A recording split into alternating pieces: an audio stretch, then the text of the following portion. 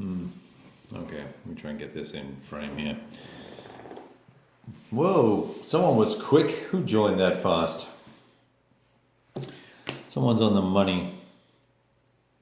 Someone left. Well, fuck you. That's probably a bad indication of how the evening's gonna go tonight. All right, tell you what, until we get a couple people on, I will flip the, let me move. I've got last blitzkrieg kind of spread out all over the place as I try and deal with the friggin' drama that is that game. I'm going to need a pencil and paper as we work through this as well, because I want to have a look at some specific things in MBT, and I may need to do some math and keep track of some things. Hey, we got a couple of people posting comments already. Hey, Jordan, what's up? B. Ward. All right, just got the alert on your phone. That's awesome.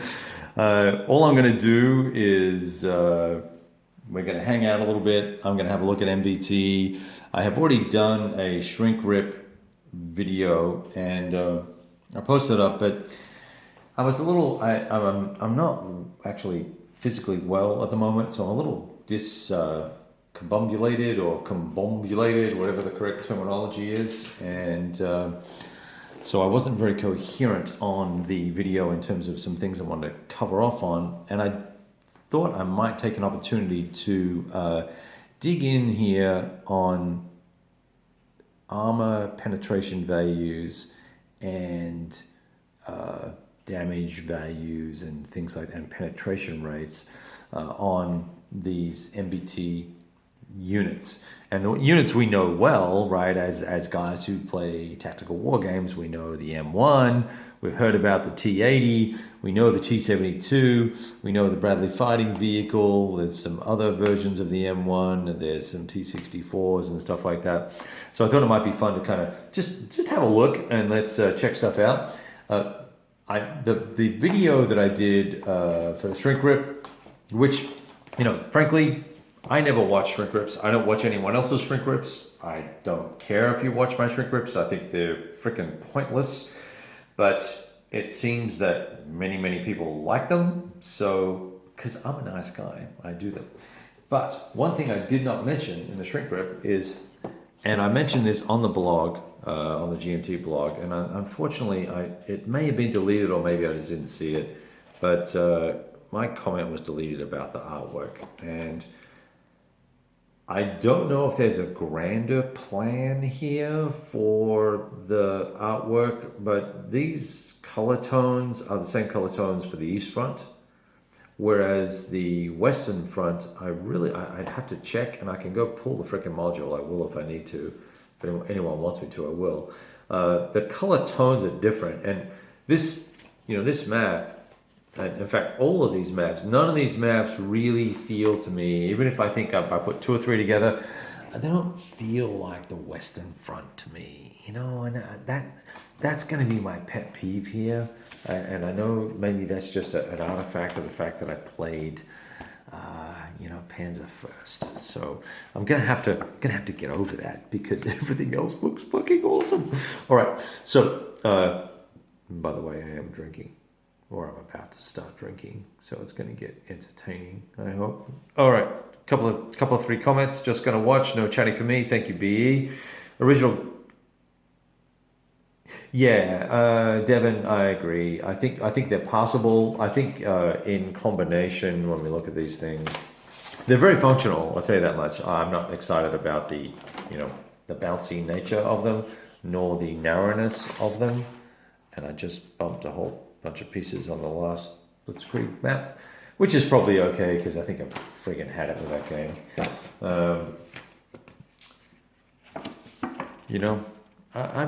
This is not Western Germany to me. I don't know what's going on here, guys, and maybe the German expansion is going to have a bunch of green lush maps and rolling hills and stuff like that. I don't know. I just don't know. Maybe we're representing the invasion of Moscow or something. Who knows? Okay. Gamer Hudson, dude, what's up, man? Well, you can read them. That is true. Well, they look better live. That's all I'll say. All right. Okay, here we go. Here's what I thought was interesting. Let me see if I can grab something we can use to kind of point stuff out. If you were to think about, let's use the T72 to start with, because anyone who's played Lock and Load modern system, or anyone who has played World at War, I guess, would be another. There's not very many modern systems out there, are there? At the tactical level, I'm trying to think what else. I guess, TAC Air, but that's kind of battalion level, or company level. What else is there that's tactical, that's this scale? Well, there's nothing this scale, but anyway, I have preconceived notions based on gameplay and historical reading and SBI magazine articles and history books. Oh, I should get my big freaking Soviet Army book out. I'll grab that. Maybe I'll do that when I start playing this thing. Let's have a look. I have some preconceived notions. Sorry for the dissonance there. I was reading a comment. I have some preconceived notions about the capabilities of the M1 and the capabilities of the T72, and I know guys who have sat in the M1 and fired it in training missions in Western Europe, and I don't know anybody who's driven or fired a T72. So I got that going for me, which is nice. So let's have a look at this. Point blank, short, medium, long, extended, or extreme, whatever. And then you've got the APFSDS 120 millimeter kinetic energy rounds. That's the range that these things, you can't read those. What am I doing? Let me zoom in. And now I'm just worried that the camera is going to fall over because I'm folding it down. Yeah, you're right, Devin. And we've all seen the maps, right, from games like Operation Flashpoint or whatever it's called, the Flashpoint campaigns. Okay, so I was pointing out the penetration value, the range at which that penetration value occurs, then there's heat and general purpose and AA and all that sort of bullshit, right? And it goes point blank, short, medium, long, extreme, or extended. And so the penetration rate is the thing that matters. Not the AP damage. So when I did the video earlier on for the shrink rip, I was kind of stuck on how common this AP armor piercing damage, how these values are all the same, and I was thinking, oh my gosh, they've made them all the same, but they haven't, because how they've represented the difference here is in the penetration rate, and then we'll look down here at the armor in a second. So let's look at something that's close. Wow, actually I didn't realize it was that much of a difference here. Okay, this UM2A, M1A1, the Abrams, right? At close range, it's 136 penetration rate versus 108 for the T72. That's right, this is T72, not the T80. And then at medium range, the penetration rate for the Abrams is 107 versus 86, 97 versus 72, 89 versus 60. Can you believe that? We're killing things. So already, just looking at that set of data there, I know when I'm fighting T72s, I want to stay at range. So critical piece of data.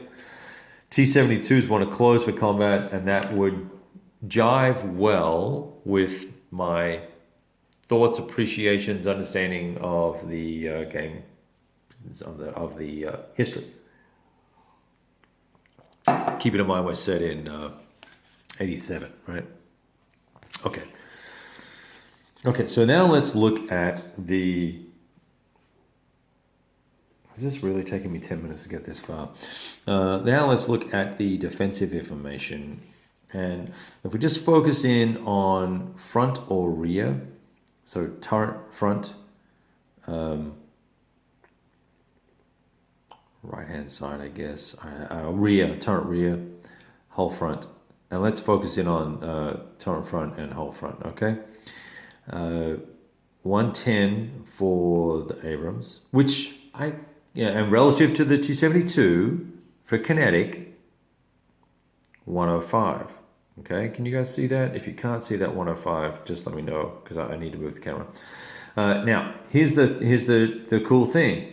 ERA values, which are those, kind of like look like blocks of plastic explosives on the tank that you'll see in all the Syrian videos right now. Those things, they explode and they damage the APF SDS rounds. And of course, here's me talking like I know what I'm talking about, but that's what I was told. So these only provide a 1 point difference. Less benefit here because they're not all the way around, and you actually have to make a die roll for these. I read some of the rules briefly. You have to make a die roll to see if indeed you are equipped with this sort of armor, that defensive information or armor, that you have a 70% chance that the shit's going to work. But it's only a 1 point differential, and in fact it's worse on the whole front. Same, better, worse. You can't see because I moved across. So that's interesting when we compare a T72 to M1. So we can see pretty stark differences in raw KE values, kinetic energy values, even better armor when it's hit on the rise. On the fall, not so good, or not as good, but still pretty good, relatively speaking. So that's interesting. Now, layer in the that's a T64. That's going to be ugly, I think. Yeah, so you look at the T64, which is an older tank. Let's do that just for shits and giggles. On the armor side, level 90. Now, keep in mind, I'm penetrating with 108, right? Whoa, wrong guy. I'm penetrating with 136. So what that means is if I hit at point blank range or at medium range, so let's look at medium range. That's a great example with the T64 or T72. T64. At medium range, we were going to hit with a 107 factor. My defensive value is going to be on the level. I'm going to penetrate no matter what. Look at that. So I bet, look at it, what whole front 85. I bet I could, even at extreme range. Well, 89. I'm going to penetrate at extreme range. So this calls to mind a situation that one of my buddies who was in a tank platoon or whatever, he was talking about how they would expend all of their ammunition in 2-3 minutes. That was the plan. They could take out a company or half a battalion in 2 or 3 minutes, roll back, move out of their improved position, their hold down position, enfilade, and then someone else would roll in. They would fire while those guys were having their stocks replenished and kind of go from there. Didn't take into account the effective artillery though. So that was T64. So T64s are going to die all over the place and they're dog meat. They're dead. T72, slightly better, right? Because we're looking at somewhere between 105 and 106 and 123 on the front side with the kinetic, and the ERA is 124. So let's use the higher rating there. Even so, okay, so now I've got to get to point blank range to take out, if I hit them on the turret front, on the front side versus the front or rear, I'm going to have a harder time, but I'm going to destroy these guys if I get, I'm going to get penetration very easily is my point here, with at point blank, at short, at medium, because it's 107 versus 106. And then long range, I'm probably not going to do the damage. Now, bring in the T80. T80 kind of changes the game a little bit. And I don't know if you guys find this interesting, but I find this fascinating. Point blank range, right, we've got 136 penetration. I've got 110, so I'm gonna cheese this guy. If I have this particular type of armor, I am not going to be effective on the front side or rear side. Look at that, turret front. We're going to have issues. So we're going to have to choose how we engage the T80 very carefully. And as and it looks like, generally speaking, I would need to at least be at medium range across this spectrum. You know, if I'm taking them on turret front or turret front here, you know, that's going to be problematic, right? So now some nuance starts to come in. Am I fighting T80s, T64s, or T72s? I like that. Let's flip it around a little bit and let's look at the defensive capabilities and the offensive capabilities of the T80. So start with the T64 first. I've got a comment here. Hang on a second. Okay. Let's see. Penetration using APF SDS. 108 at point blank. 86 at medium. But if we're using songsters, 144. So 144 against these combat values. If we're firing songster, it's a shit fight and the stuff is going to die, right? Which, okay, that makes sense. I got it. If we're firing here, sniper rounds, the 125 millimeter stuff, 180 penetration rate for the T80. So it's going to cheese anything. It's going to Swiss cheese an M1A1. But if we're using their standard APF SDS rounds, then no. 116, okay, so 116 at point blank, I'm going to take it out unless I get a bad angle. And I'm certainly not going to do any damage. Even with the T80, I'm not going to do any damage at these longer ranges. So I'm going to have to, unless I get on the rear side, whole rear, all that sort of stuff. So there's going to be some tactical planning that's going to go in for both sides. But generally speaking, Soviets are going to need to close in. And here we can see with sniper rounds, once again, the 272 is going to be devastating. But with the standard 125 millimeter kinetics, excuse me, with the kinetic rounds, we're going to have a hard time taking out an M1. So my initial gut reaction to the, and a Bradley here, you can see the Bradley as well. You can see the penetration rates with the Bradley. It's just brutal. So, but look at their armor ratings. Oh, it's like riding in the open, Captain. 14. So I think my initial concern was that as a